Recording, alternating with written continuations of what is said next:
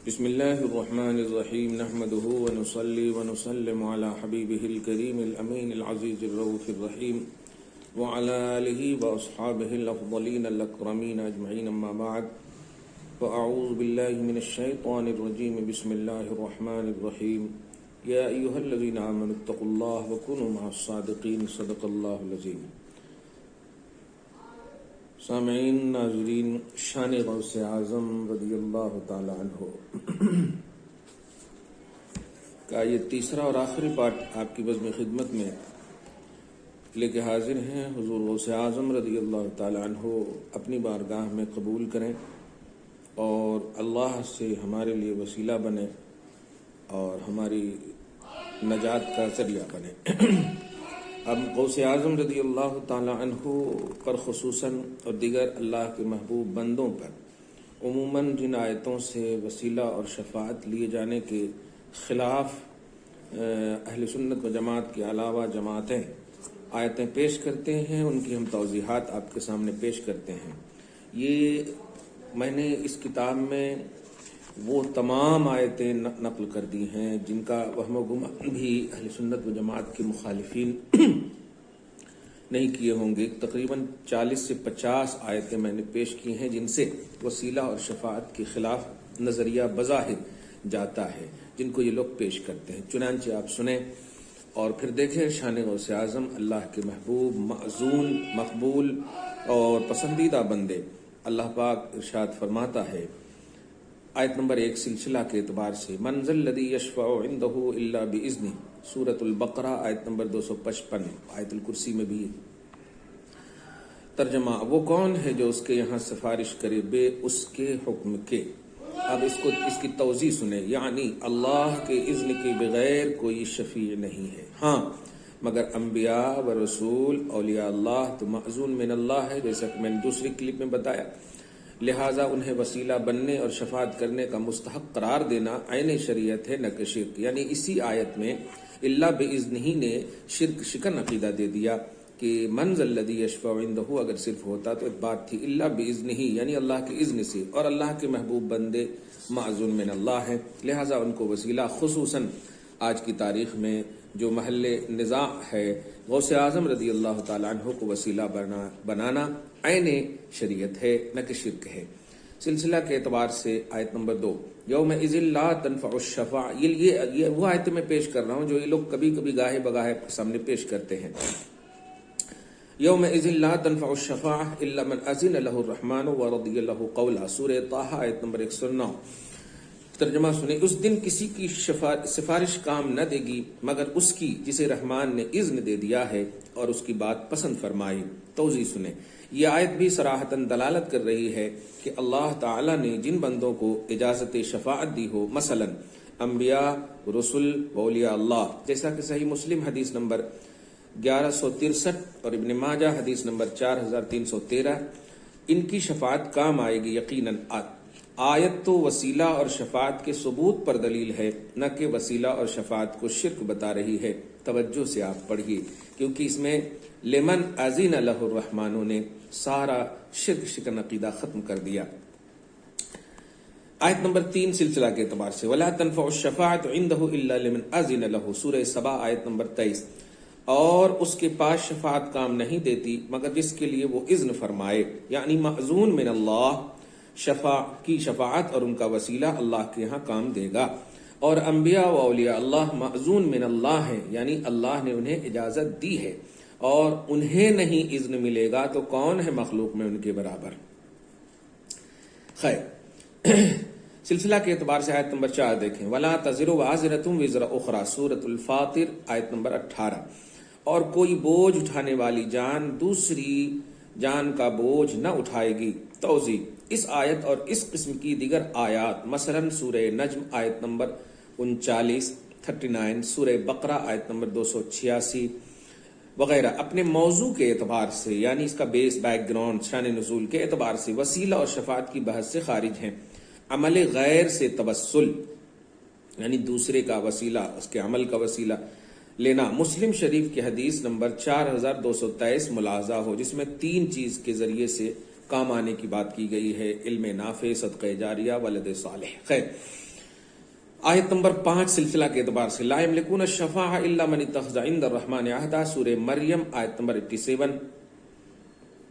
ترجمہ: لوگ شفاعت کے مالک نہیں مگر وہی جنہوں نے رحمان کے پاس قرار رکھا ہے۔ توضیح: یعنی جنہیں شفاعت کا اذن مل چکا ہے وہی شفاعت کریں گے، لہٰذا جب شفاعت کرنا ثابت تو شفاعت کرنے والے کو وسیلہ بنانا بھی ثابت، یہ ایک دوسرے کے لیے لازم ہے، شفیع بننا، وسیلہ بننا، ذریعہ بننا۔ آیت نمبر 6 وَلَا يَمْلِكُ الَّذِينَ يَدْعُونَ مِن دُونِهِ الشَّفَاعَةَ إِلَّا مَنْ شَهِدَ بِالْحَقِّ، سورہ زخرف آیت نمبر 86۔ ترجمہ: اور جن کو یہ اللہ کے سوا پوجتے ہیں، یہ دیکھیے گا، یہ بہت اس قسم کی آیتیں پیش کرتے ہیں۔ میں ان تمام اہل سنت و جماعت کے مخالفین کے حوالے سے یہ بات کر رہا ہوں، جو لوگ یہ آیتیں پیش کر کے مطلب جن پر قرآن اترا ہے انہی کو زیر کرتے ہیں، جن کے لیے قرآن اترا ہے انہی کو مطلب زیر کرتے ہیں۔ خیر، جن کو یہ اللہ کے سوا پوجتے ہیں شفاعت کا اختیار نہیں، ہاں شفاعت کا اختیار انہیں ہے جو حق کی گواہی دیں۔ ہم پوجتے نہیں ہیں اللہ کے محبوب بندوں کو، زیادہ سے زیادہ ہم چومتے ہیں، اور چومنا یقیناً ثابت ہے، دھیان رکھیں، پوجتے نہیں ہیں، پوجنا صرف اللہ کو ہے۔ توضیح سنیے اس آیت کی، ماشاءاللہ، یہی تو اہل سنت و جماعت کا عقیدہ ہے کہ حق کی گواہی دینے والے کو شفاعت اور وسیلہ کا مستحق بنایا جانا جائز ہے۔ بتائیے، انبیاء اور رسول و اولیاء اللہ نے حق کی گواہی دی ہے یا نہیں؟ بے شک دی ہے، لہٰذا انہیں شفاعت کا اختیار ہوگا اور ہے۔ بتائیں منکرین وسیلہ و شفاعت، الا من شہد بالحق جو آیت میں ہے سے عقیدہ شفاعت ثابت ہو رہا ہے یا عقیدہ شرک ثابت ہو رہا ہے؟ سورہ زخرف آیت نمبر 86 میں جو الا من شہد بالحق، خود بدلتے نہیں، قرآن کو بدل دیتے ہیں۔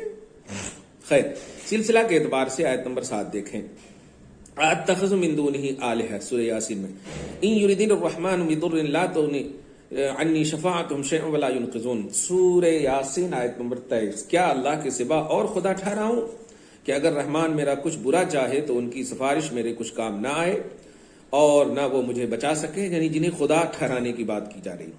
توضیح: آیت کریمہ میں من دون اللہ کو معبود بنانے کے بعد ان کی شفاعت کچھ کام نہ آئے گی یہ بتایا جا رہا ہے، نہ کہ انبیاء و رسول و اولیاء اللہ کے وسیلے اور شفاعت کام نہ آئیں گے۔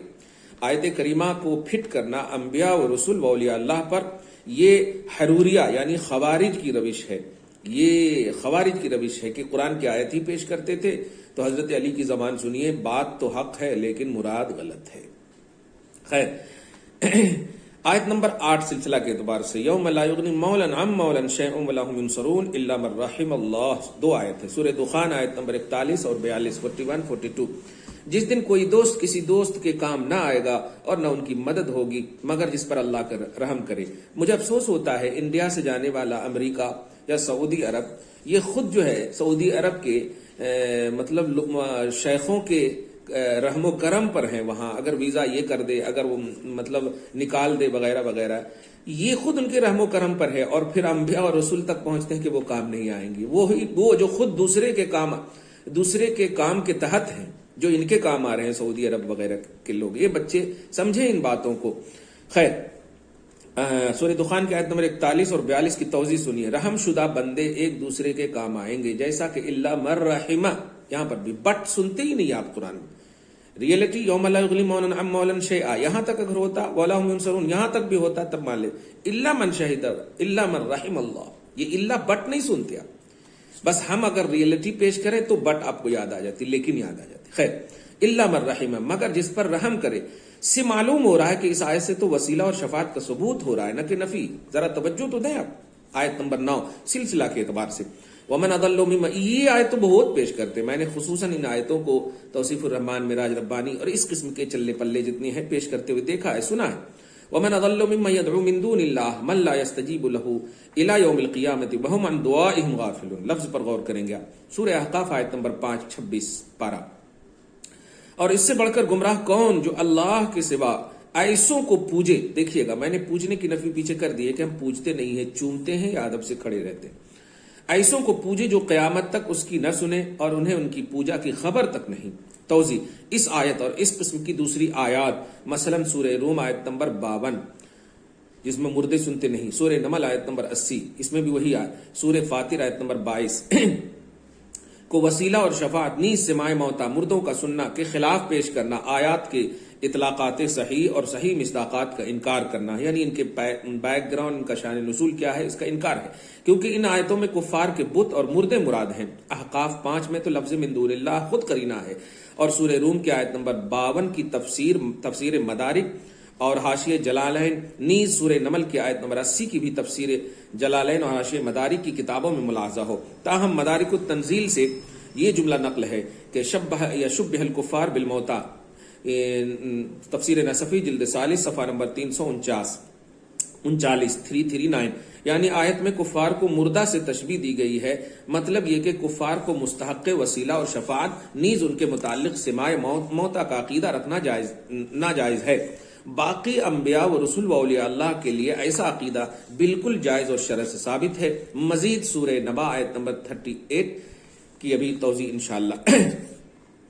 آیت نمبر 10، ما من شفیع الا من بعد اذنہ، سورہ یونس آیت نمبر 3، کوئی سفارشی مگر اس کی اجازت کے بعد، کوئی سفارشی نہیں مگر اس کی اجازت کے بعد، یعنی اللہ کی اجازت کے بعد سفارشی ہیں، اور انبیاء اولیاء معزون من اللہ ہے، میم الف زبر ما زال واپس زون نون ساکن، معزون من اللہ ہے۔ ملاحظہ سورہ نبا آیت نمبر 38 کی توضیح جو ابھی آ رہی ہے، تو پھر ان کا وسیلہ اور ان کی شفاعت ثابت ہوئی یا نہیں؟ یقیناً ہوئی۔ آیت نمبر 11 سلسلہ کے اعتبار سے، وَكَم مِّن مَلَكٍ فِي السَّمَاوَاتِ لَا تُغْنِي شَفَاعَتُهُمْ شَيْئًا إِلَّا مِن بَعْدِ أَن يَأْذَنَ اللَّهُ لِمَن يَشَاءُ وَيَرْضَىٰ، سورہ النجم آیت نمبر 26 ترجمہ، اور کتنے ہی فرشتے ہیں آسمانوں میں کہ ان کی سفارش کچھ کام نہیں آئے گی مگر جبکہ اللہ اجازت دے دے جس کے لیے چاہے اور پسند فرمائے۔ توضیح، یہ آیت تو صریح طور پر بتا رہی ہے کہ اللہ کے وہ بندے جنہیں اللہ نے چاہا اور پسند فرمایا، جیسا کہ انبیاء و اولیاء۔ ملاحظہ ہو سورہ والضحیٰ آیت نمبر 5، سورہ یونس آیت نمبر 64، ان کی سفارش اور ان کا وسیلہ کام آئے گا۔ خیر، سلسلہ کے اعتبار سے آیت نمبر 12، وَأَن لَيْسَ لِلْإِنسَانِ إِلَّا مَا سَعَىٰ، اس کو بھی بہت پیش کرتے ہیں یہ جماعت والے، غیر اہل سنت و جماعت کے لوگ بول رہا ہوں میں۔ سورہ النجم آیت نمبر 39 ترجمہ، اور یہ کہ آدمی نہ پائے گا مگر اپنی کوشش، یعنی بولتے نا ان کا کام ان کے ساتھ، ہمیں کرنے کی کیا ضرورت ہے۔ خیر، اس آیت کو وسیلہ اور شفاعت کے عدم جواز کے لیے پیش کرنا شریعت سے روگردانی اور واضح جہالت کی دلیل ہے، کیونکہ آیت کا مطلب یہ ہے کہ انسان کو جو کچھ ملے گا وہ اس کے اعمال کی جزا ہوگی۔ وسیلہ کی بحث جزا و عمل سے نہیں بلکہ دعا اور دعا کے وقت اس کی قبولیت کے لیے کسی کو وسیلہ بنانے سے ہے، ورنہ وہ تمام تفسیریں جو آیت کے تحت بیان کی گئی ہیں کہ ایک انسان کو دوسرے انسان سے فائدہ پہنچائے گا، اور ایک مومن کے لیے دوسرا مومن جو نیکی کرتا ہے وہ نیکی خود اس مومن کی شمار کی جاتی ہے جس کے لیے کی گئی، کیونکہ اس کا کرنے والا مثل نائب اور وکیل کے اس کا قائم مقام ہوتا ہے۔ مزید اس کی تفصیل حاشیہ جلالین میں دیکھیے۔ سلسلہ کے اعتبار سے آیت نمبر 13، ما نعبدهم الا ليقربونا الى الله زلفى، اس آیت کو بھی بہت پیش کرتے جماعت والے۔ سورہ زمر آیت نمبر 3 ترجمہ، کہتے ہیں ہم تو انہیں صرف اتنی بات کے لیے پوجتے ہیں، پوجنے کا لفظ دھیان دیجیے گا، کہ یہ ہمیں اللہ کے پاس نزدیک کریں۔ توضیح، اس آیت کریمہ سے مان پہلے اولیاء من دون اللہ کا تذکرہ ہے۔ آپ سورہ زمر میں دیکھیں کہ تنزیل الکتاب من اللہ العزیز الحکیم، انا انزلنا الیک الکتاب الحق مخلصا له الدین فاعبد اللہ مخلصا له دینی فاعبدوا ما شئتم من دونہ۔ اس آیت کریمہ سے مان پہلے اولیاء من دون اللہ کا تذکرہ ہے، یعنی کفار نے اللہ کے سوا اولیاء بنا بیٹھے اور انہیں یعنی بت کو پوجتے اور پرستش کرتے تھے، یعنی آیت کریمہ معبودان باطلہ کی مذمت میں نازل ہوئی، نہ کہ انبیاء و اولیاء اللہ سے وسیلہ اور شفاعت کی نفی میں۔ ملاحظہ ہو تفسیر جلالین، تفسیر ابن کثیر، تفسیر کشاف، تفسیر روح المعانی، تفسیر مدارک، تفسیر مظہری، تفسیر ساوی، تفسیر بغوی اور دیگر تفاسیر اسی آیت کے تحت۔ کیا بات ہے۔ سلسلہ کے اعتبار سے آیت نمبر 14 دیکھیں، یوم یقوم الروح والملائکۃ صفا لا یتکلمون الا من اذن له الرحمن وقال صوابا، سورہ نبا آیت نمبر 38 جو پیچھے کہا تھا میں نے، اس کی توضیح سنیے۔ جس دن جبرائیل اور سارے فرشتے سب باندھے کھڑے ہوں گے علیہ السلام، کوئی نہ بول سکے گا مگر جسے رحمان نے اذن دیا اور اس نے ٹھیک بات کہی۔ توضیح، اس آیت میں تو معزون من اللہ کی طرف سے جسے اذن دیا گیا کہ بارگاہ خداوندی میں بات کرنے اور سفارشی بننے کی واضح دلیل ہے۔ معزون من اللہ کو مطلب یہ کہ خدا کی بارگاہ میں اسی کا وسیلہ اور شفاعت قابل قبول ہوگی جسے خدا نے اجازت عطا کی ہو۔ کہیے حضور صلی اللہ علیہ وسلم اور آپ کے وسیلے دیگر انبیاء و اولیاء اللہ کو اذن شفاعت اللہ کی طرف سے ہے یا نہیں؟ بے شک ہے۔ ملاحظہ ہو، صحیح مسلم حدیث نمبر 1163، سنن ابن ماجہ حدیث نمبر 4313، کنز العمال حدیث نمبر 39066 اور 1111 مسند احمد جلد 6 صفحہ نمبر 343 حدیث نمبر 21712 اور امام احمد کی حدیث کے متعلق امام منذری نے فرمایا رواہ احمد باسناد جید، یعنی امام احمد نے اس حدیث کو عمدہ سند کے ساتھ ذکر کیا ہے۔ نوجوانوں بڑی توجہ سے سننا، یاد رکھنا ان کلپوں کو۔ آیت نمبر 15 دیکھو سلسلہ کے اعتبار سے، یوم لا تملک نفس لنفس شیئا والامر یومئذ للہ، سورہ انفطار آیت نمبر 19۔ ترجمہ، جس دن کوئی جان کسی جان کا کوئی اختیار نہ رکھے گی اور سارا حکم اس دن اللہ کا ہے۔ یعنی توضیح سنیے، کوئی کافر کسی کافر کو نفع نہ پہنچا سکے گا۔ تفسیر خازن، کیا معلوم ہوا کہ مومن مومن کو نفع پہنچائے گا تو نبی امتی کو اور غوث پاک اپنے مریدوں کو نفع پہنچائیں گے یا نہیں؟ اس آیت میں بھی ثبوت شفاعت ہے نہ کہ نفی۔ خوب غور سے پڑھیے۔ آیت نمبر 16 دیکھیں، اب اتخذوا من دون اللہ شفعاء قل اولو كانوا لا يملكون شيئا ولا يعقلون قل للہ الشفاعۃ جمیعا لہ ملک السماوات والارض ثم الیہ ترجعون، سورہ زمر آیت نمبر 43-44۔ کیا ترجمہ سنیے، کیا انہوں نے اللہ کے مقابل کچھ سفارشی بنا رکھے ہیں؟ تم فرماؤ کیا اگرچہ وہ کسی چیز کے مالک نہ ہو اور عقل نہ رکھیں؟ تم فرماؤ شفاعت تو سب اللہ کے ہاتھ میں ہے، اسی کے لیے آسمانوں اور زمین کی بادشاہی ہے، پھر تمہیں اسی کی طرف پلٹنا ہے۔ توضیح، اس آیت میں بھی شفعاء من دون اللہ کی مذمت بیان کی گئی ہے، نہ کہ انبیاء و اولیاء اللہ کی۔ مطلب یہ کہ کفار جسے وسیلہ اور شفاعت کا حقدار سمجھتے ہیں اور اس کے مستحق ہے ہی نہیں، وسیلہ اور شفاعت کے مستحق تو صرف انبیاء و اولیاء اللہ ہیں۔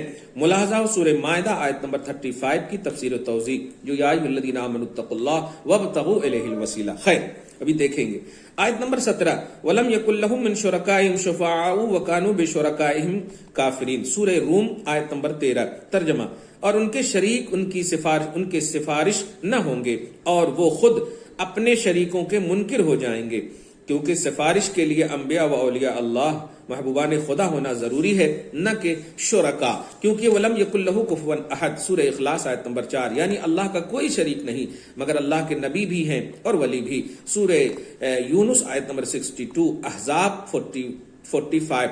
تو آیت مذکورہ شفاعت کے شفیع ہونے کی نفی کر رہی ہے، نہ کہ انبیاء و اولیاء کے شفیع ہونے کی۔ غور سے سنیں آیت نمبر 18 سلسلہ کے اعتبار سے، قل افاتخذتم من دونه اولیاء لا يملكون لانفسهم نفعا ولا ضرا۔ اس قسم کی آیت بہت پیش کرتے ہیں نوجوانوں، خاص طور سے تم سنیو، سورہ رعد آیت نمبر 16، تم فرماؤ کیا اس کے سوا تم نے وہ حمایتی بنا لیے ہیں جو اپنا بھلا برا نہیں کر سکتے۔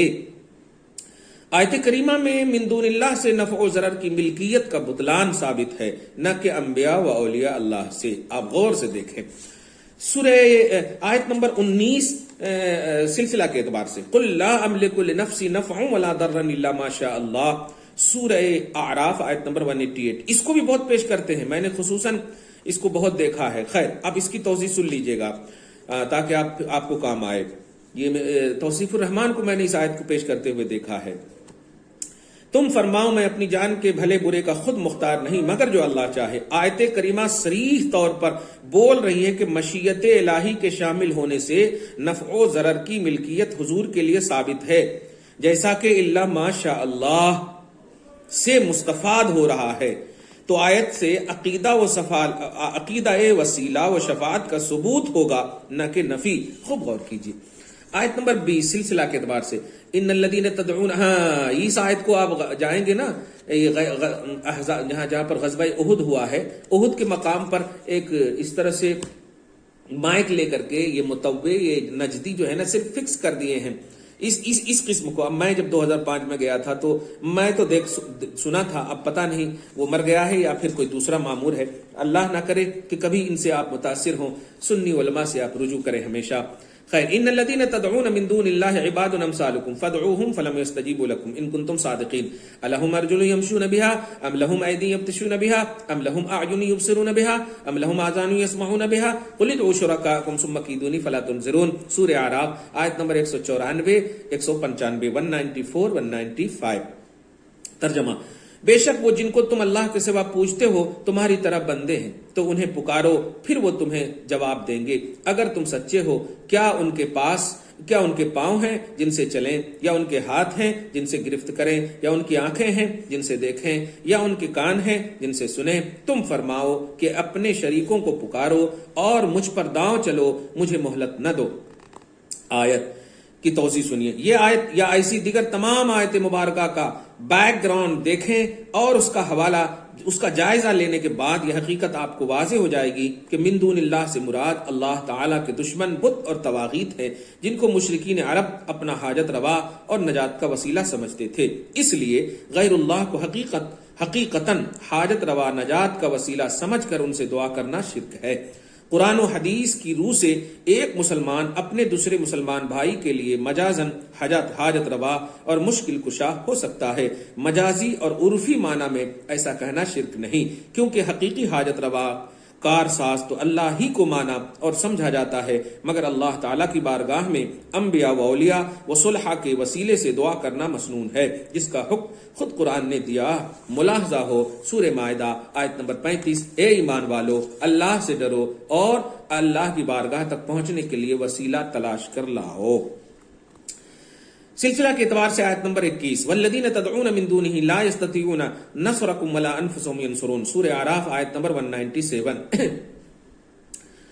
ترجمہ اور جنہیں اللہ کے سوا پوجتے ہو وہ تمہاری مدد نہیں کر سکتے اور نہ خود اپنی مدد کریں۔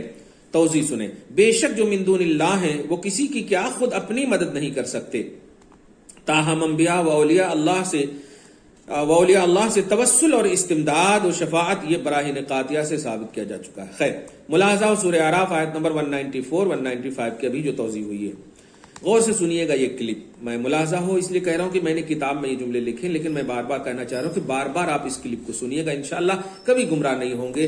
اللہ کے محبوب بندوں کے حوالے سے، خصوصاً سید الانبیاء صلی اللہ علیہ وسلم اور سید العارفین غوث زماں کے رضی اللہ تعالیٰ عنہ کے حوالے سے۔ سلسلہ کے اعتبار سے آیت نمبر 22، وَيَعْبُدُونَ مِن دُونِ اللَّهِ مَا لَا يَضُرُّهُمْ وَلَا يَنفَعُهُمْ وَيَقُولُونَ هَؤُلَاءِ شُفَعَاؤُنَا عِندَ اللَّهِ، سورہ یونس آیت نمبر 18۔ اور اللہ کے سوا ایسی چیز کو پوجتے ہیں جو انہیں نہ ضرر اور نہ نفع پہنچا سکیں، اور کہتے ہیں کہ یہ اللہ کے یہاں ہمارے سفارشی ہیں۔ اس آیت میں نفع و ضرر من دون اللہ کی نفی ہے، نہ کہ انبیاء و اولیاء اللہ معزون اللہ کی، اور اکثر تفسیر کی کتابوں میں من دون اللہ سے مراد اصنام طواغیت ہیں، جیسا کہ واضح کیا جا چکا ہے۔ لہذا آیت کو نفی وسیلہ و شفاعت میں پیش کرنا شریعت سے نابلدی اور جہالت کی کھلی دلیل ہے۔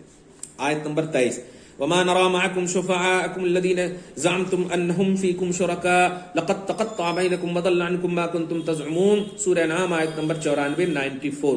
ترجمہ سلسلہ کے اعتبار سے آیت نمبر 23، اور ہم تمہارے ساتھ تمہارے ان سفارشیوں کو نہیں دیکھتے جن کا تم اپنے میں ساجھا بناتے تھے، بے شک تمہارے آپس کی ڈور کٹ گئی اور تم سے گئے جو وعدہ کیا کرتے تھے۔ اس آیت کریمہ میں اللہ رب العزت کفار کو روز قیامت کس طرح للکارے گا بتایا جا رہا ہے کہ اے کفار، کہاں گئے وہ بت جنہیں تم میرے سوا پوجتے تھے؟ آج ان میں سے کوئی تمہارے کام نہ آئے گا، یعنی سفارشیوں سے مراد کفار کے بت ہیں، نہ کہ انبیاء و اولیاء اللہ۔ اس آیت کو عقیدہ وسیلہ و شفاعت کی نفی میں پیش کرنا تفسیر آیت اور روح آیت کے سراسر خلاف ہے۔ ملاحظہ ہو تفسیر ابن کثیر جلد سوم صفحہ نمبر 60، تفسیر قرطبی جلد ہفتم صفحہ نمبر 29 اور دیگر تفاسیر کی کتابیں اس آیت کے تحت۔ آیت نمبر 24 سلسلہ کے اعتبار سے، مَا لِلظَّالِمِينَ مِنْ حَمِيمٍ وَلَا شَفِيعٍ يُطَاعُ، سورہ مومن آیت نمبر 18۔ ظالموں کا نہ کوئی دوست نہ کوئی سفارشی جس کا کہا مانا جائے۔ توضیح، دوست اور سفارشی تو عادلوں اور مومنوں کے ہیں، جیسا کہ سورہ مائدہ آیت نمبر 55، سورہ تحریم آیت نمبر 4 سے ظاہر ہے، انما ولیکم اللہ ورسولہ والذین آمنوا الذین یقیمون الصلاۃ، تمہارا دوست اللہ، رسول اور ایمان والے صلحاء، کیا بات ہے، ولی جس کو کہیں۔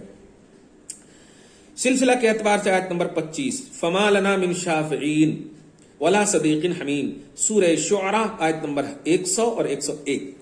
ترجمہ، تو اب ہمارا کوئی سفارشی نہیں اور نہ کوئی غمخوار دوست۔ توضیح، اس آیت سے پہلے کی آیت بتاتی ہے کہ بت پرستی کرنے والے گمراہ کیے گئے، اور وہی بت پرست جن کو بہکایا گیا بول اٹھے کہ اب ہمارا گمراہی کے بعد نہ کوئی سفارشی ہے اور نہ کوئی غمخوار۔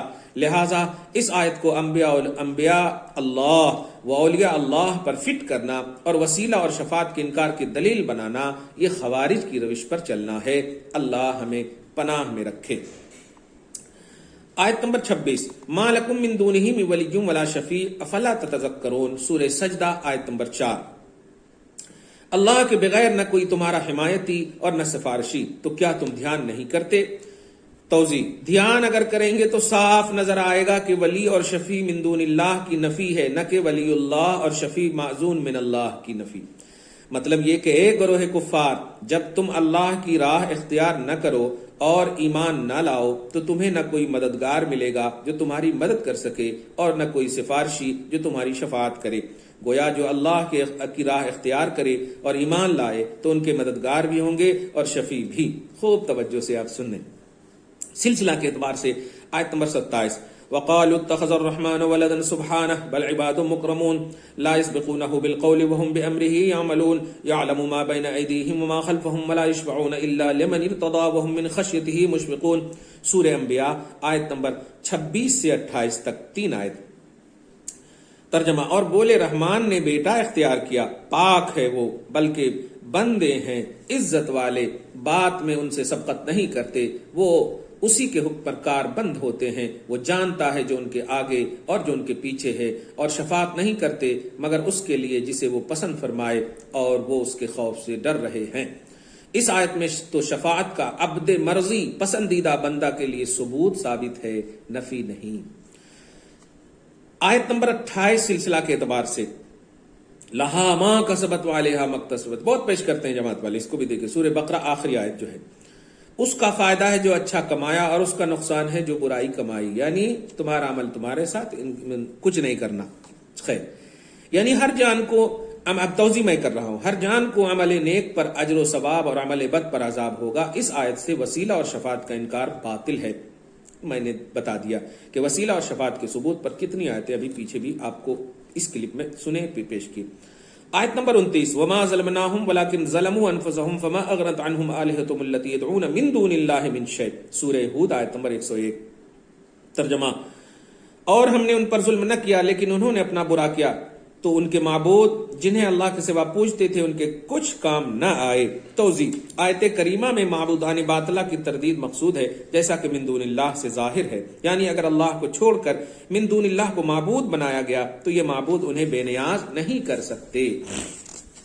آیت کو انبیاء و اولیاء اللہ پر چسپاں کرنا شریعت سے دوری کی واضح دلیل ہے، اور اس طرح سے آیت قرآنی کا غیر موضوع اطلاق تو فرقہ خوارج کا وتیرہ اور شیوا ہے۔ ملاحظہ ہو صحیح بخاری جلد 2 صفحہ نمبر 1024، حضرت عبداللہ ابن عمر کی یہ حدیث، کان ابن عمر یراہم شرار خلق اللہ وقال انہم انطلقوا الی آیات نزلت فی الکفار فجعلوها علی المؤمنین، یعنی صحابی رسول حضرت عبداللہ ابن عمر رضی اللہ عنہما انہیں خارجیوں کو بدترین مخلوق سمجھتے تھے اور کہتے تھے یہ لوگ وہ ہیں جو کفار کے حق میں نازل ہونے والی آیات کا اطلاق اہل ایمان یعنی اولیاء اللہ وغیرہ پر کرتے ہیں۔ شارح بخاری علامہ ابن حجر اسقلانی نے اس روایت کی سند کو صحیح کہا اور مزید کہا کہ امام طبری نے اس حدیث کو تہذیب الآثار سے بکیر ابن عبداللہ بن اشد کے طریق سے مسند علی میں شامل کیا ہے کہ انہوں نے نافع سے پوچھا کہ حضرت عبداللہ ابن عمرو کی حروریہ یعنی خوارج کے بارے میں کیا رائے تھی، تو انہوں نے فرمایا کہ وہ انہیں اللہ تعالیٰ کی بدترین مخلوق خیال کرتے تھے، جنہوں نے اللہ تعالیٰ کی ان آیات کو لیا جو کفار کے حق میں نازل ہوئی تھی اور ان کو مومنوں پر چسپاں کر دیا۔ ابن حجر فرماتے ہیں میں کہتا ہوں کہ اس حدیث کی سند صحیح ہے، اور تحقیق یہ سند حدیث صحیح مرفوع میں امام مسلم کے یہاں ابو ذر غفاری کی خوارج کی وصف والی حدیث میں ثابت ہے، اور وہ حدیث یہ ہے کہ وہ خلق یعنی مخلوق اور خلق یعنی سیرت میں بدترین لوگ ہیں، اور حضرت امام احمد ابن حنبل رضی اللہ عنہ عنہ کے یہاں بھی اس کی مثل حضرت انس بن مالک سے عمدہ سند کے ساتھ مروی مرفوع حدیث ہے۔ ملاحظہ ہو فتح الباری شرح بخاری جلد 12 صفحہ نمبر 347 مکتبہ شیخ الہند دیوبند۔ ضروری وضاحت، اس حدیث کی سندی حیثیت بیان کرنے کا مقصد یہ ہے کہ کچھ لوگ حضرت امام بخاری کے ترجمۃ الباب میں بغیر سند کے پیش کرنے کی وجہ سے اس روایت کو قابل اعتبار نہیں گردانتے، جبکہ علامہ ابن حجر نے اس روایت کے اور بھی کئی شواہد بیان فرمائے ہیں۔ تفصیل کے لیے فتح الباری جلد 12 صفحہ نمبر 346 اور 47 ملاحظہ کیجیے۔ اب انتباہ کے ذریعے سے ایک بات میں نے کہی ہے، سنیے۔ حضرت عبداللہ ابن عمر رضی اللہ عنہما خوارج کو اسی لیے تو اللہ تعالیٰ کی بدترین مخلوق سمجھتے تھے کہ وہ ان آیات کو جو کفار و مشرکین کے حق میں نازل ہوئی تھیں اہل ایمان پر یعنی اولیاء اللہ پر منطبق کر کے انہیں کافر و مشرک ٹھہراتے تھے۔ اس لیے آیات اور الفاظ قرآنی کا اصل مصداق اور محل جانے بغیر انہیں اس طرح بے باکی اور جرأت کے ساتھ ہر جگہ استعمال کرنا بذات خود ایک بہت بڑی گمراہی۔ قرآن کے ہر طالب علم کا اس گمراہی سے بچنا ضروری ہے، جیسے کہ آج جماعت والے کر رہے ہیں، جہاں تہاں جس کو بھی مطلب جمن کی باتیں، جمراتی کی باتیں، بدو کو، یہ سب کو فٹ کر دیتے ہیں۔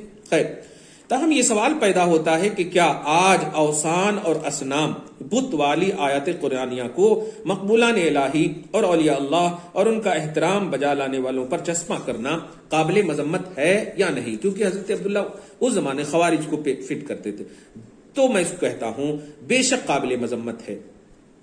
خوارج نے تو حضرت سیدنا علی مرتضی رضی اللہ تعالی عنہ وکرم اللہ وجہ الکریم جیسی شخصیت کو بھی مشرک کہہ دیا تھا، جو سرچشمہ ولایت ہیں۔ انہوں نے آپ کی صداقت کا بھی انکار کر دیا تھا اور بغاوت کرتے ہوئے وہ تاریخ اسلام کے پہلے بڑے اعتقادی فتنے کا سبب بنے۔ خوارج نے باقاعدہ طور پر حضرت علی کو شرک کا مرتکب ٹھہرایا اور بزوم خیز اس شرک کو قرآن حکیم کی، جیسا کہ آج کی جماعت والوں کا خاص طور سے وہابی اہل حدیث وغیرہ کی عادت ہے، ان الحکم الا للہ سورہ یوسف آیت نمبر 40، یعنی حکم کا اختیار صرف اللہ کو ہے، سے ثابت کر کے تحکیم یعنی حکم لگانے، جو حضرت علی کو حکم، قاضی، جسٹس لگانے کا انکار کیا اور جگہ جگہ یہ نعرہ لگانا شروع کر دیا لا حکم الا للہ، حکم کا اختیار صرف اللہ کو ہے، علی کو نہیں۔ یہ اور ان کا اپنے آپ پروپگنڈا دیکھ کر سیدنا علی رضی اللہ تعالی عنہ وکرم اللہ تعالی وجہ الکریم نے صاف فرما دیا تھا کلمۃ حق ارید بها الباطل۔ ملاحظہ کیجئے صحیح مسلم حدیث نمبر 2468 2468 ریاض کا ایڈیشن، یعنی کلمہ تو برحق ہے مگر اس سے مراد لیا جانے والا معنی باطل ہے۔ ٹھیک اسی طرح اہل ایمان کو آیات کی غلط تعبیر اور اطلاق کے ذریعے مشرک قرار دینے والا موجودہ طبقہ فکر وہابی، اہل حدیث، سلفی وغیرہ بھی خوارج ہی کی روش اختیار کیے ہوئے ہیں، اللہ ہدایت دے۔ بہت اچھے سے یہ بات سن لینا بھائیو، صحیح مسلم کے حوالے سے جو میں نے بات کی۔ خیر، سلسلہ کے اعتبار سے آیت نمبر 30 وَلَا تَرْكَنُوا إِلَى الَّذِينَ ظَلَمُوا فَتَمَسَّكُمُ النَّارُ وَمَا لَكُم مِّن دُونِهِ مِنْ أَوْلِيَاءَ ثُمَّ لَا تُنصَرُونَ، سورہ ہود آیت نمبر 113۔ اور ظالموں کی طرف نہ جھکو کہ تمہیں آگ چھوئے گی اور اللہ کے سوا تمہارا کوئی حمایتی نہیں، پھر مدد نہ پاؤ۔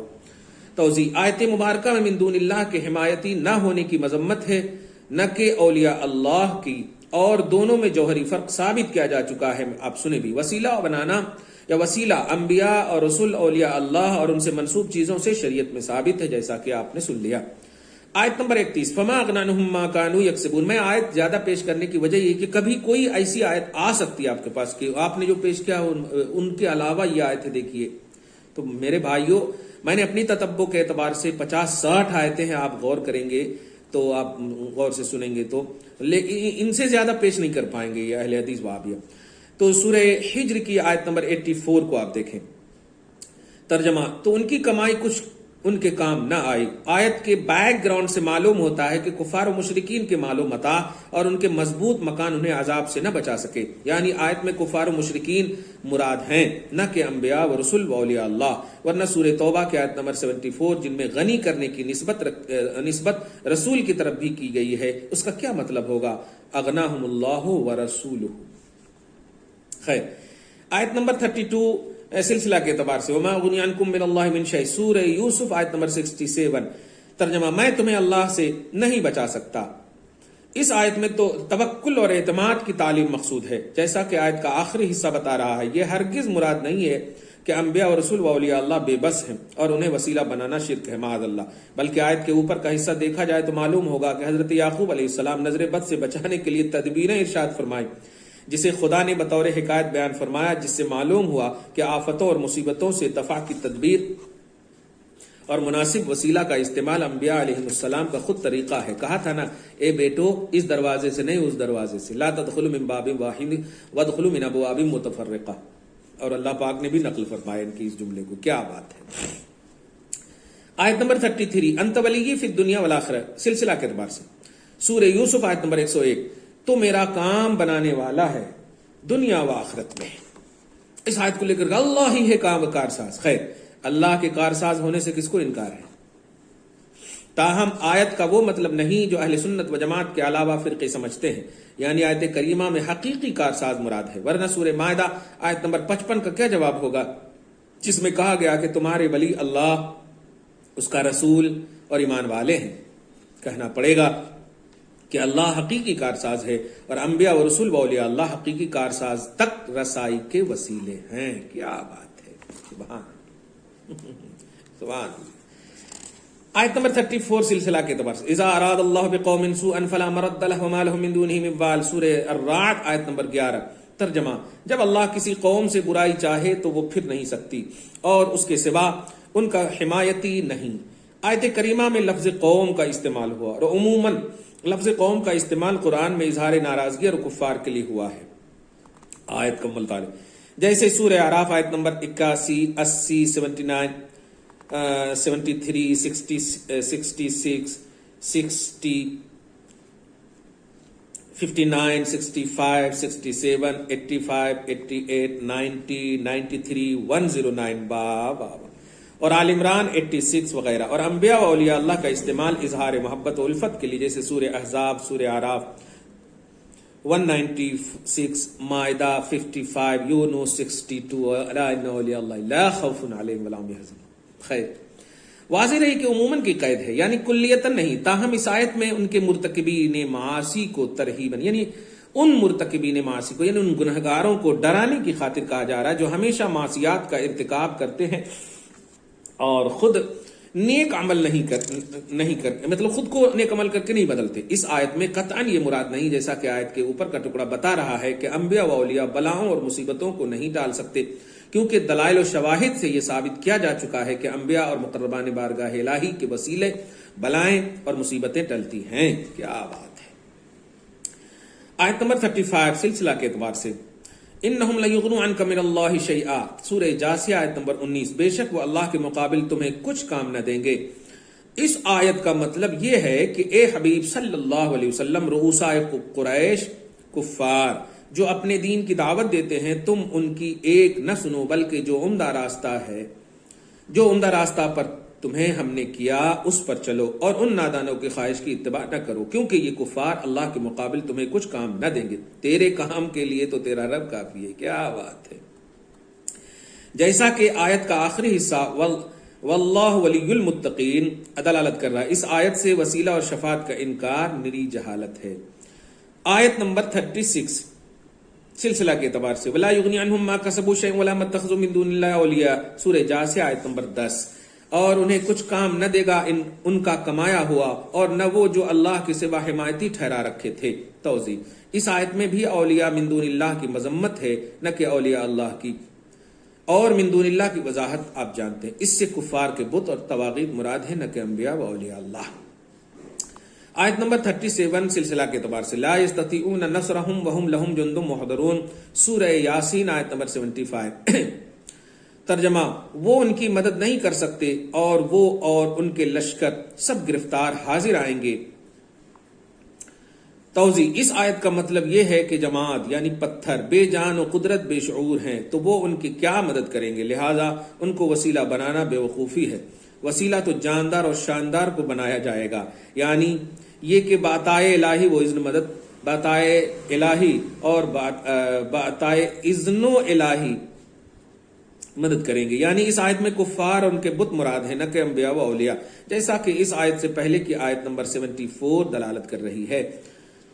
سلسلہ کے اعتبار سے آیت نمبر 38 واتقوا یوما لا تجزی نفس عن نفس شیئا ولا يقبل منها شفاعۃ ولا يؤخذ منها عدل ولا هم ينصرون، سورہ بقرہ آیت نمبر 48۔ اور بھی 2 جگہ ہے اسی سورہ بقرہ میں، ایک جگہ اور ہے۔ اور ڈرو اس دن سے جس دن کوئی جان دوسرے کا بدلہ نہ ہو سکے گی اور نہ اس کی کوئی سفارش مانی جائے گی اور نہ کچھ لے کر اس کی جان چھوڑی جائے گی اور نہ ان کی مدد ہوگی۔ اس کو بہت زیادہ پیش کرتے ہیں۔ خیر، میں اس کا بیک گراؤنڈ، اس آیت سے بظاہر یہ معلوم ہوتا ہے کہ مجرموں کی شفاعت جائز نہیں۔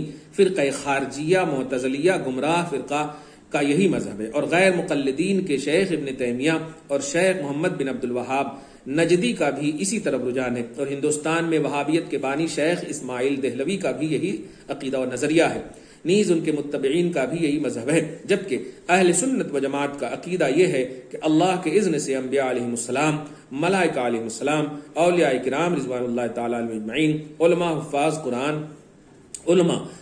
قرآن اور صالحین مومنین گناہگاروں کی شفاعت کریں گے۔ یہ شفاعت گناہ کبیرہ کے کرنے والوں کی مغفرت اور تخفیف عذاب کے لیے ہوگی، اور صالحین کے لیے ترقی درجات کی شفاعت ہوگی۔ ملاحظہ ہو سورہ یونس، سورہ نوح آیت نمبر 28، سورہ ابراہیم آیت نمبر 41، سورہ مریم آیت نمبر 48، سورہ ممتحنہ آیت نمبر 4، سورہ ابراہیم آیت نمبر 36، سورہ اعراف آیت نمبر 151، سورہ یوسف آیت نمبر 92 98، سورہ نساء آیت نمبر 64 64، سورہ محمد آیت نمبر 19، سورہ آل عمران آیت نمبر 159، سورہ حشر آیت نمبر 10، سورہ مومن آیت نمبر 7، سورہ نما آیت نمبر 38، سورہ انبیاء آیت نمبر 28، نیز صحیح مسلم حدیث نمبر 1163 اور حدیث نمبر 4223 اور 225، ابن ماجہ حدیث نمبر 1385، ترمذی حدیث نمبر 3578۔ آیت نمبر 39 سلسلہ کے اعتبار سے افحسب الذین کفروا ان یتخذوا عبادی من دونی اولیاء انا اعتدنا جہنم للکافرین نزلا، سورۃ الکہف آیت نمبر 102۔ تو کیا کافر یہ سمجھے ہیں کہ میرے بندوں کو میرے سوا حمایتی بنا لیں گے؟ بے شک ہم نے کافروں کی مہمانی کو جہنم تیار کر رکھی ہے۔ اس آیت میں اللہ کے بندوں کو معبود بنانے کی مذمت کی گئی ہے، نہ کہ وسیلہ بنانے کی مذمت۔ آیت نمبر 40 سلسلہ کے اعتبار سے یا ایھا الناس ضرب مثل فاستمعوا له ان الذين تدعون من دون الله لن يخلقوا ذبابا ولو اجتمعوا له وان يسلبهم الذباب شيئا لا يستنقذوه منه ضعف الطالب والمطلوب، سورہ حج آیت نمبر 73۔ بہت زیادہ اس آیت کو بھی پیش کرتے ہیں یہ جماعت والے، توصیف الرحمان معراج ربانی اس قسم کے لوگ۔ اے لوگوں، ایک کہاوت فرمائی جاتی ہے، اسے کان لگا کر سنو۔ وہ کہاوت یہ ہے کہ وہ جنہیں اللہ کے سوا تم پوجتے ہو ایک مکھی نہ بنا سکیں گے، اگرچہ سب اس پر اکٹھے ہو جائیں، اور مکھی ان سے کچھ چھین کر لے جائے تو ان سے چھڑا نہ سکیں گے۔ کتنا کمزور ہے چاہنے والا اور وہ جس کو چاہا۔ اس آیت میں بھی من دون اللہ کی مذمت بیان کی گئی ہے، نہ کہ انبیاء و اولیاء اللہ کی، لہذا اسے وسیلہ کی نفی کے لیے پیش کرنا شریعت سے ناواقفیت کی صریح اور کھلی دلیل ہے۔ آیت نمبر 41 سلسلہ کے اعتبار سے قل اندعو من دون اللہ ما لا ينفعنا ولا يضرنا، سورہ انعام آیت نمبر 71۔ تم فرماؤ اے محبوب، کیا ہم اللہ کے سوا اس کو پوجیں جو ہمارا نہ بھلا کرے نہ برا۔ توضیح: سید المفسرین سیدنا عبداللہ ابن عباس رضی اللہ تعالی عنہما سے مروی تفسیر تنویر المقیاس من تفسیر ابن عباس میں آیات قرآنی میں دعا کا لفظ جب من دون اللہ کے ساتھ مستعمل ہے تو اس کے معنی عبادت و پرستش کے ہیں، پوجنا، اور من دون اللہ سے مراد انبیاء و اولیاء اللہ نہیں بلکہ کفار و مشرکین کے بت اور طواغیت ہیں۔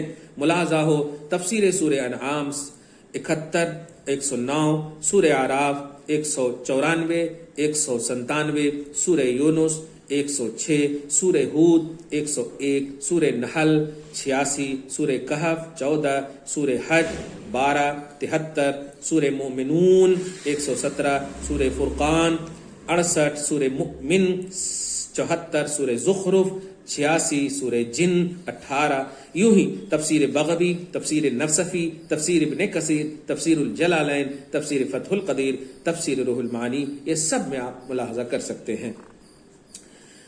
آیت نمبر 42 سلسلہ کے اعتبار سے ام اتخذوا من دونی اولیاء فاللہ الولی وهو یحیی الموتى وهو علی کل شیء قدیر، سورہ شورى آیت نمبر 9۔ ترجمہ: کیا انہوں نے اللہ کو چھوڑ کر بتوں کو اولیاء بنا لیا ہے؟ پس اللہ ہی ولی ہے، اسی کے دوست ہی اولیاء ہیں، اور وہی مردوں کو زندہ کرتا ہے اور وہی ہر چیز پر قادر ہے۔ توضیح: اس آیت کریمہ میں بھی من دون اللہ کا تذکرہ ہے، اور من دون اللہ کے حکم کا اطلاق جیسا کہ واضح کیا جا چکا ہے، آپ سنیں پیچھے، صرف بتوں پر ہوتا ہے، اور ان کو وسیلہ اور ولی اور نصیر ماننا صریح شرک ہے۔ اس آیت میں انبیاء و اولیاء و صالحہ متقین کو شمار کرنا صریح خلاف شریعت ہے۔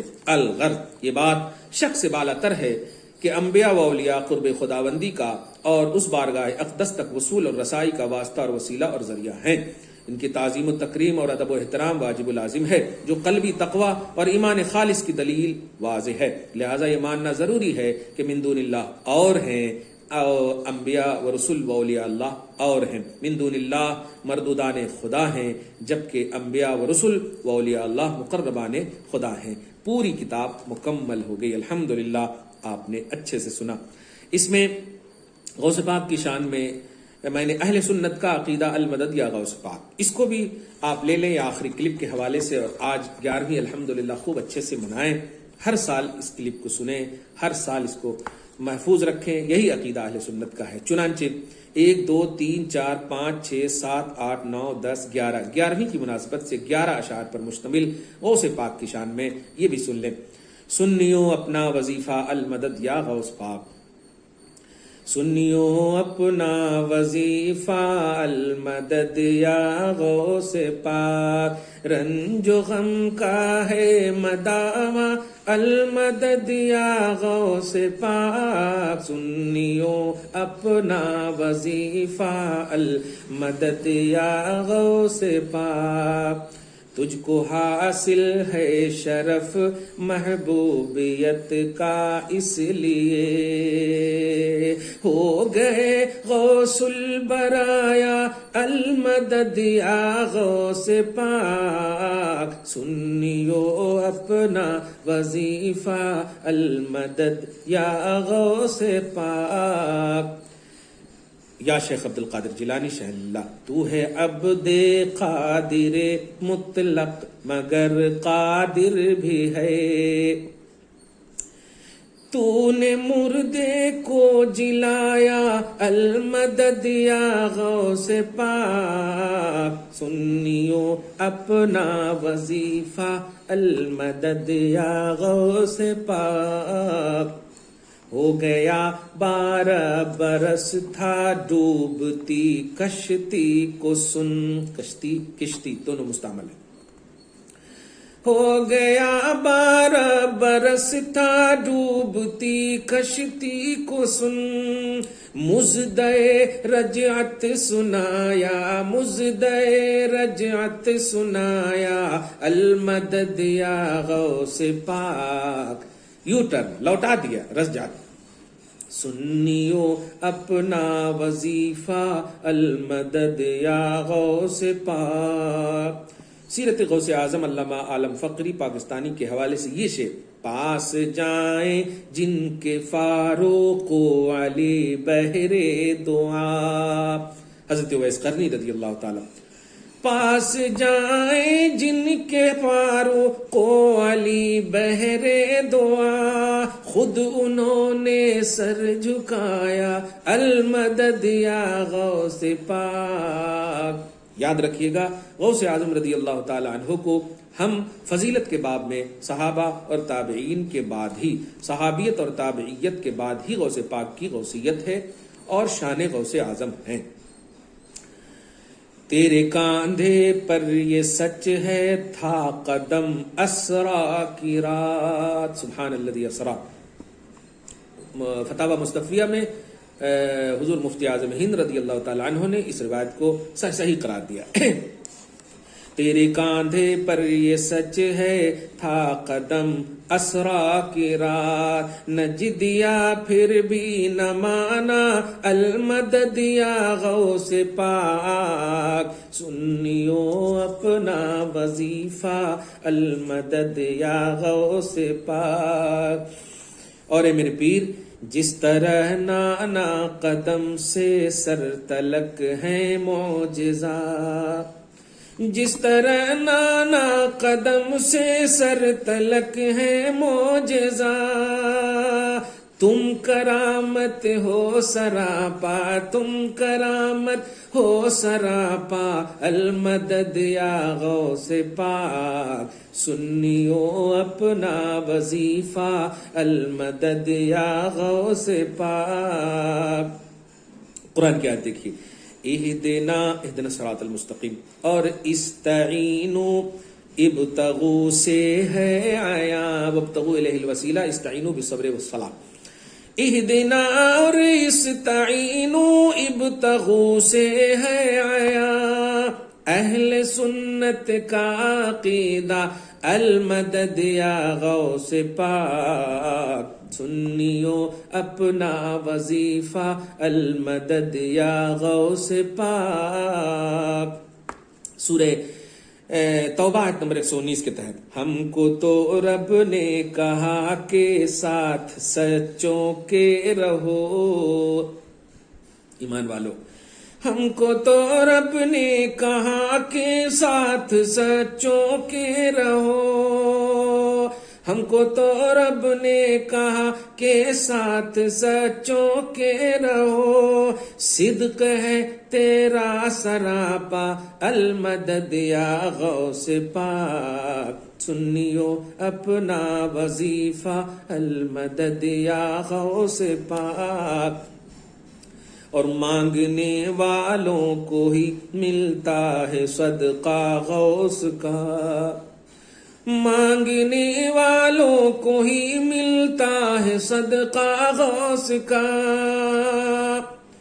جس نے دل سے ہے پکارا، المدد یا غوث پاک، سنیو اپنا وظیفہ۔ میرے پیر حضور سرکار کلاں رضی اللہ تعالیٰ عنہ کے وسیلے سے جو فرزند غوث اعظم ہیں، نیر اعظم کے مرشد تیرے ہی فرزند ہیں، نیر اعظم کے مرشد تیرے ہی فرزند ہیں، تیرے ہی فرزند ہیں، ہے تجھے ان کا وسیلہ، المدد یا غوث پاک، سنیو اپنا وظیفہ، المدد یا غوث پاک۔ یہ کتاب مکمل ہو گئی، میں نے مکمل کر دیا الحمدللہ۔ اب پھر انشاءاللہ اگر موقع ملا تو پھر اس کتاب کو آپ کی بزم خدمت میں آئندہ سال لے کر حاضر ہوں گا۔ آئیے دعا کرتے ہیں کہ اللہ سبحانہ ہو ہم سب کو فیوز و برکات جیلانی سے مالا مال فرمائے۔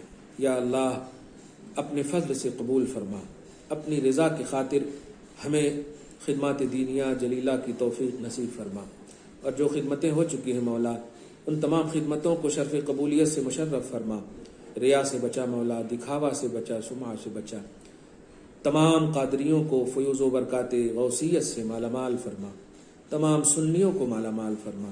یا اللہ سید الانبیاء والمرسلین صلی اللہ علیہ وسلم کے پیارے بیٹے غوث اعظم رضی اللہ تعالی عنہ کی فیض و برکات سے مالا مال فرما، ان کی مناسبت سے پروردگار ہم سب کو ایمانی دنیا میں شاد آبادی نصیب فرما۔ یا اللہ ہماری بہو بیٹیوں کو عزت و وقار کا جینا نصیب فرما، غوث پاک کے گھرانے کے تمام لوگوں کے فیض و برکات سے ہم سب کو مالا مال فرما۔ یا اللہ غوثیت کی جو ریئلٹی ہے مولا عبد القادر جیلانی کی تعلیمات پر ہم سب کو عمل کرنے کی توفیق نصیب فرما، ان کے مشن کو اپنانے کی نصیب فرما۔ یا اللہ توحید و رسالت کے باب میں ہمیں جینا نصیب فرما، ہمارے ایمان میں جلا بخش مولا، تجھے فضل کرتے نہیں لگتی بات، نہ ہو تم سے مایوس امیدوار۔ وصلی اللہ تعالی علی خیر خلق محمد وآلہ واصحابہ اجمعین برحمتک یا ارحم الراحمین۔